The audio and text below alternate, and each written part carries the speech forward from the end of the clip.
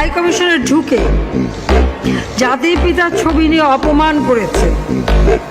এত সাহস কোথা থেকে পাই আমি জিজ্ঞাসা করি। প্রবাসী বাঙালিদেরও আমি বলবো যে যারা এই ঘটনাগুলি ঘটিয়েছে তারা চলাফেরা করে না, তাদের দেখেন না যে হাত দিয়ে জাতির পিতার ওই ছবি নিয়ে তারা ভেঙেছে, তাদের যা উপযুক্ত করা উচিত সেটা করতে হবে। কারণ জাতির পিতার নাম মুছে ফেলার চেষ্টা করা হয়েছিল, তো তারিখ যেহেতু দূরের কথা, ওর বাপ তো চেষ্টা করেছিল এই নাম মুছতে, ওর বাপও চেষ্টা করেছে, মাও চেষ্টা করেছে। তারা কি পেরেছে নাম মুছতে? পারে নাই। ইতিহাস কখনো কেউ চাপা দিতে পারে না।